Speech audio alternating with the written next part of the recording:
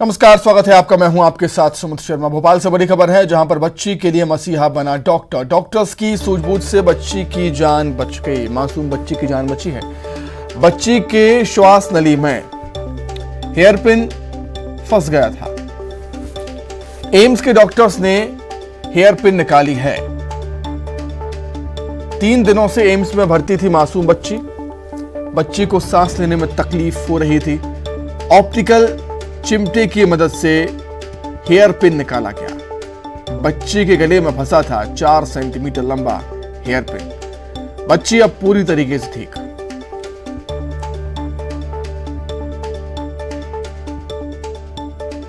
आपने बताया कि इस बच्ची ने 3 दिन पहले एक बाल में लगाने वाले पिन को निगल लिया था। खंडवा में एक्सरे करने पर डॉक्टर ने पाया कि ये जो पिन है, उनको अंदेशा हुआ कि ये जो पिन है वो दाएं फेफड़े में जाने वाली सांस नली के अंदर है, और इसलिए इस बच्चे को वहाँ से एम्स भोपाल रेफर कर दिया गया। यहाँ पर हमने बच्चे को आज सुबह पूर्ण बेहोशी में ऑपरेशन कर दिया है, और ब्रोंकोस्कोपी के माध्यम से एक ऑप्टिकल फॉर्सेप्स होती है, उसके मदद से हमने इस पिन को पूर्णतः सुरक्षित रूप से निकाल लिया है। बच्ची अब पूर्ण रूप से स्वस्थ है और जल्दी अपने घर जा सकती है।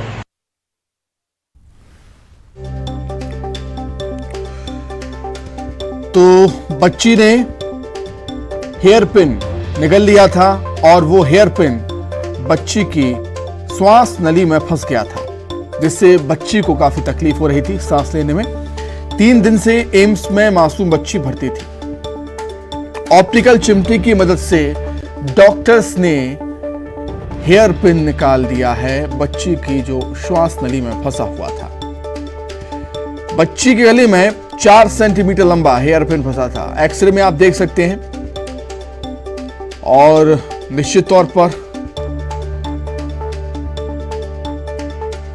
जो डॉक्टर्स थे वो मसीहा बन गए उस बच्ची के लिए। बच्ची अब पूरी तरीके से ठीक है।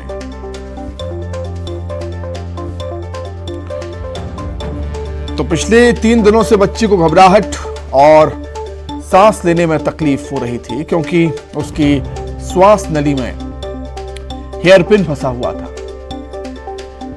बच्ची ने हेयर पिन निकाल लिया जो उसके गले में फंस गया।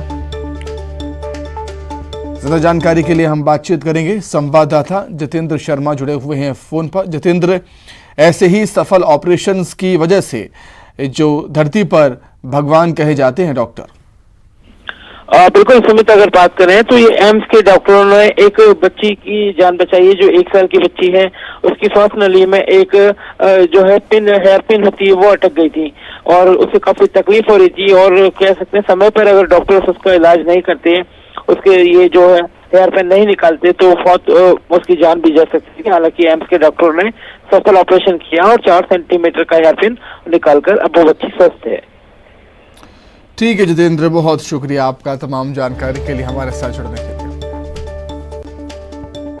वहीं रायपुर में चाइल्ड पोर्नोग्राफी के मामले में बड़ी कार्रवाई हुई है। चाइल्ड पोर्नोग्राफी के मामले में 9 आरोपी गिरफ्तार हुए हैं। 3 नाबालिग सहित 9 आरोपी गिरफ्तार हुए। अलग अलग थाना क्षेत्रों से गिरफ्तारी हुई है आरोपियों की।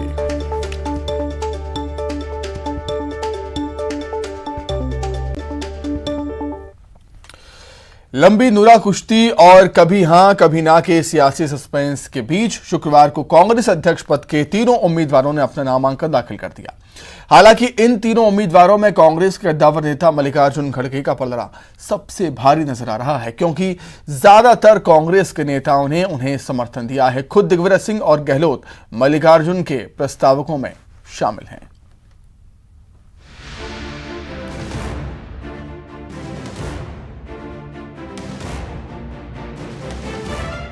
लंबी कवायद और कयासों के बीच नामांकन के आखिरी दिन, आखिरी घंटों में कांग्रेस अध्यक्ष पद के उम्मीदवारों का सस्पेंस खत्म हुआ।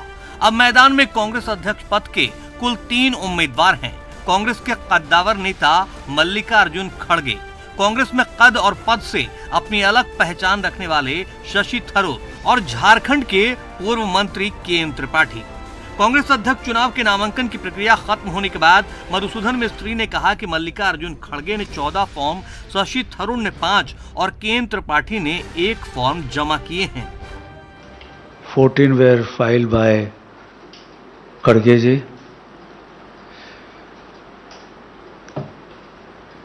5 from Sri Shashi Tharoor ji, and 1 Mr. Krishnan Tripathi was from Jharkhand. Tomorrow we will scrutinize the form, and tomorrow evening we will announce the form which are valid. अपना नामांकित पत्र पेश किया हूं और मुझे सभी लीडर्स, कार्यकर्ता, डेलीगेट्स और जितने भी प्रमुख राज्य है उस राज्य के नेता लोग भी यहाँ पर हाजिर होकर मेरे को प्रोत्साहन किए और नॉमिनेशन भरने के लिए वो खुद यहाँ पर रहे, इसीलिए मैं उन सबको धन्यवाद देता हूँ। हालांकि कांग्रेस अध्यक्ष पद के लिए उम्मीदवारी की राह इतनी भी आसान नहीं थी। कहानी गहलोत से लेकर दिग्विजय और कमलनाथ तक घूमी, लेकिन मध्य प्रदेश के दोनों सियासी दिग्गजों ने दौड़ से खुद को अलग कर लिया। गहलोत ने भी चुनाव नहीं लड़ने का फैसला किया और इस तरह दिग्विजय सिंह और अशोक गहलोत खड़गे के प्रस्तावक बन गए। कांग्रेस अध्यक्ष पद के लिए यह मुकाबला अब एक तरफा लग रहा है। ऐसा इसलिए क्योंकि खड़गे को कांग्रेस के कई नेताओं ने समर्थन दिया है। देखिए, गांधी परिवार का फैसला है। उन्होंने कहा कि हमें अध्यक्ष नहीं बनना है और पार्टी के अंदर से कोई भी बने और पूरी लोकतांत्रिक प्रक्रिया अपनाई गई है। जो भी दाखिल करना चाहे दाखिल करे, जो भी जीते वो अध्यक्ष। सर, क्या रहेगी गांधी परिवार की भूमिका, अब क्या रहेगी? गांधी परिवार की भूमिका ये रहेगी कि जो भी जहां पार्टी को जरूरत पड़ेगी पार्टी की सेवा के लिए वो हमेशा उपलब्ध रहेंगे और जो पार्टी का अध्यक्ष चुना जाएगा वो पार्टी चलेगा। स्वागत करते हैं खड़गे जी ने जो फैसला किया है नामांकन भरने का। दशकों का उनका अनुभव रहा है, हर सदन में उन्हें देश के लोगों की आवाज उठाई है। मुझे विश्वास है उनके अनुभव का और संतुलित व्यक्तित्व का कांग्रेस पार्टी को लाभ मिलेगा। सब लोगों ने अपना समर्थन दिया है। समर्थन मिलने पर ही कोई खड़ा होता है चुनाव, ऐसे तो कोई खड़ा नहीं हो जाता चुनाव में। तो उस समर्थन को देखकर खड़े हुए हैं, वो समर्थन सबका है। शशि थरूर जी का क्या होगा सर? अरे शशि थरूर ने एक परंपरा को मजबूत करने का प्रयास किया है। खड़गे के चुनाव लड़ने से एक बात तो साफ हो चुकी है कि ये गांधी परिवार की चॉइस है। साफ छवि वाले मल्लिकार्जुन खड़गे कांग्रेस के कद्दावर नेता हैं, गांधी परिवार के करीबी भी हैं। दलित समाज से आने वाले खड़गे के विपक्षी नेताओं से भी अच्छे संबंध हैं। विधायकों की बगावत के बाद ये पर्यवेक्षक बनकर राजस्थान भी गए थे। हालांकि एक सवाल ये भी उठ रहा है कि अगर खड़गे कांग्रेस अध्यक्ष बनते हैं तो क्या वो राज्यसभा में नेता प्रतिपक्ष का पद छोड़ेंगे, क्योंकि कांग्रेस में एक व्यक्ति एक पद का सिद्धांत है। इससे पहले सीएम अशोक गहलोत को भी मुख्यमंत्री पद छोड़ने के लिए कहा गया था। Bureau report, news 18। Madhya Pradesh में बिजली कंपनियों को घाटे से उबारने के लिए सरकार ने योजना तो बनाई, लेकिन इस योजना को किस तरीके से पलीता लगाया गया है, इसका खुलासा कैग रिपोर्ट में हुआ। साल 2015-16 में केंद्र सरकार ने विद्युत वितरण कंपनियों को कर्ज से उबारने के लिए उदय योजना की शुरुआत की। उज्ज्वल, डिस्कॉम, एश्योरेंस योजना के तहत सरकार को विद्युत वितरण कंपनियों के कुल कर्जे की करीब 75% भरपाई करती थी और उसके बदले विद्युत वितरण कंपनियों को अपनी हालातों को सुधारना था। लेकिन रिपोर्ट के मुताबिक विद्युत वितरण कंपनियों ने पिछले 5 सालों में अपने घाटे को कम करने के बजाय उसे 17,000 करोड़ रुपए और बढ़ा दिया। यानी 2015-16 में 35,000 करोड़ का घाटा था, वो बढ़कर 52,000 करोड़ रुपए तक पहुंच गया है। अब ऐसा ही पड़ता है, अभी भी पड़ रहा है, क्योंकि जो सब्सिडी सरकार से मिलना है या इनको बिजली खरीदी का जो सीए जी ने बोला है कि बिजली खरीदने में भी अनियमितता है, उस अनियमितताओं को यदि दूर नहीं करेंगे तो बिजली के रेट बढ़ते जाएंगे, जिसका प्रभाव उपभोक्ताओं पर पड़ेगा और प्रदेश में उद्योगों पर सबसे ज़्यादा पड़ेगा। उद्योग बीमार होंगे। मंदसौर में एक और मुस्लिम युवक ने धर्म परिवर्तन कर सनातन धर्म अपना लिया है। मोहम्मद निसार नाम के युवक ने 8 साल पहले एक हिंदू लड़की से मुस्लिम धर्म के अनुसार शादी की थी, लेकिन अब सनातन धर्म अपनाकर वैदिक तरीके से फिर से शादी की है और अब युवक ने अपना नाम बदलकर सोनू सिंह राजपूत रख लिया है। दरअसल जिले के धमनार गांव के रहने वाले मोहम्मद निसार को 8 साल पहले हिंदू लड़की रानी से प्यार हो गया था। उस समय मोहम्मद निसार ने मुस्लिम रीति रिवाज से शादी की थी। मोहम्मद निसार से अब सोनू सिंह राजपूत बने युवक का कहना है कि उसकी शुरू से ही हिंदू धर्म में आस्था थी। शादी की खबर विधायक यशपाल सिंह ससोदिया को लगी तो वे भी गायत्री मंदिर पहुंचे और वर वधू को आशीर्वाद प्रदान किया।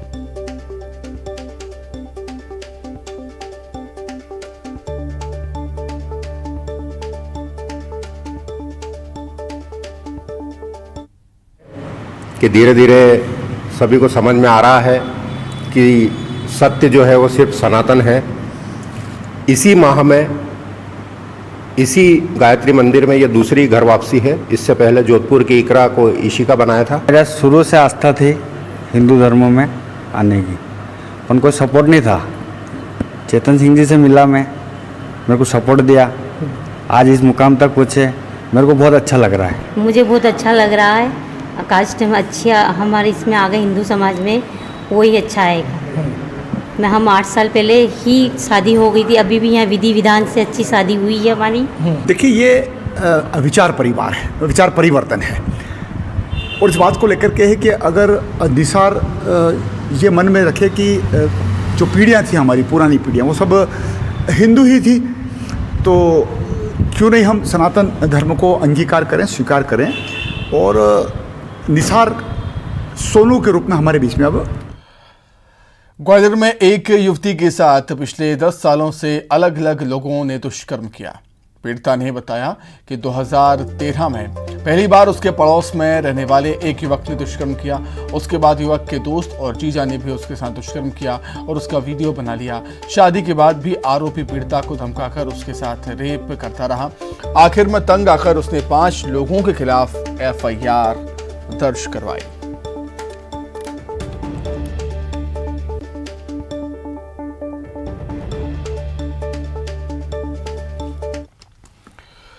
पन्ना की खदानों से निकल रही हीरों पर व्यापारियों की नजर है। व्यापारी चोरी से हीरा खरीद रहे हैं, इस वजह से सरकार को राजस्व का नुकसान हो रहा है।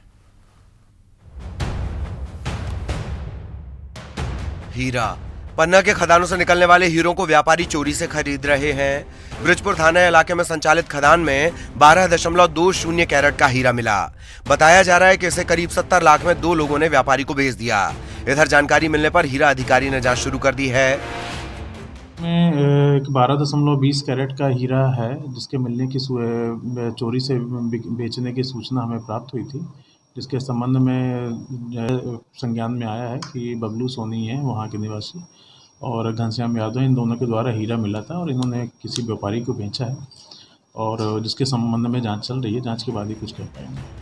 नियम के मुताबिक खदान से मिले हीरे की नीलामी की जानी चाहिए थी। बाजार में हीरे के सीधे पहुंचने पर सरकार को राजस्व का नुकसान होता है।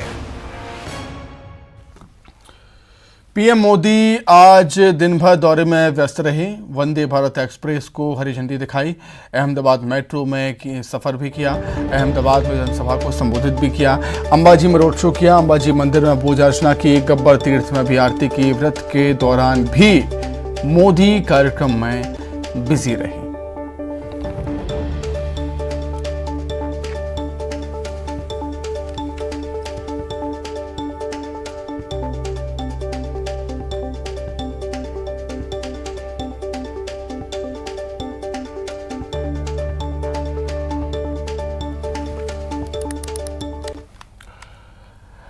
अबू रोड में पीएम मोदी ने लोगों को संबोधित भी किया। पीएम ने बिना माइक के लोगों को संबोधित किया। रात 10 बजे के बाद पीएम मोदी ने माइक का इस्तेमाल नहीं किया।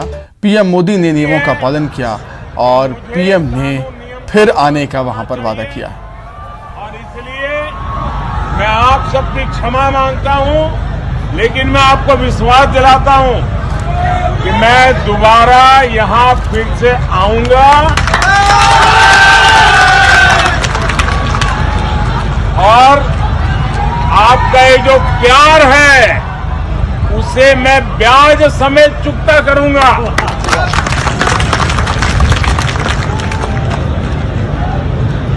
भारत माता की। तो इसी के साथ इस बुलेटिन में इतना ही। खबरें लगातार जारी है। नमस्कार।